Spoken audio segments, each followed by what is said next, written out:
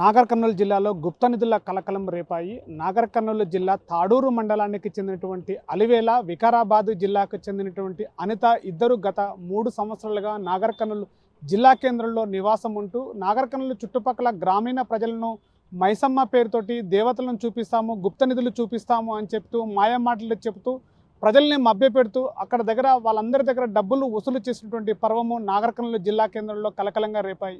ఈ నేపథ్యంలోనే బిజినపల్లి మండలానికి చెందినటువంటి నంది వడ్డెమాన గ్రామంలో ప్రేమ్ సాగర్ అనేటువంటి వ్యక్తితోటి 4 లక్షల రూపాయలు, నాగర్ కర్నూలు మండల కేంద్రానికి చెందినటువంటి శ్రీపురంలో ఉన్నటువంటి నిరంజన్ తోటి 2,50,000 రూపాయలు నగదు రూపంలో తీసుకోవడంతో వాళ్ళిద్దరికీ కూడా గుప్త నిధులు చూపిస్తాము, మీకు బంగారు నాణ్యాలు దొరుకుతాయి, మేము దయ్యాలను వదిలిపిస్తాము అని చెప్పేసి దేవుళ్ళ పేరుతోటి మాయమాటలు చెప్తూ ప్రజల్ని మభ్యపెట్టేటువంటి ప్రయత్నం జరుగుతుంది.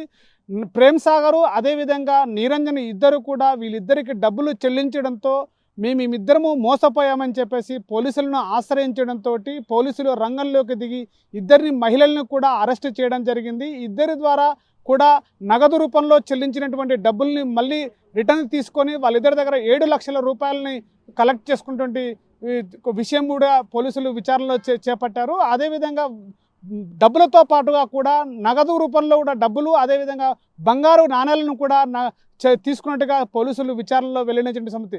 మొత్తం మీదుగా నాగర్ కర్నూలు జిల్లా లోపల గుప్త నిధుల యొక్క రూపం అయితే కలకలం రేపింది. మహిళల రూపంలో కూడా ప్రజల్ని మభ్యపెట్టేటువంటి ఈ మాయామాటల్ని ప్రజలు నమ్మవద్దు.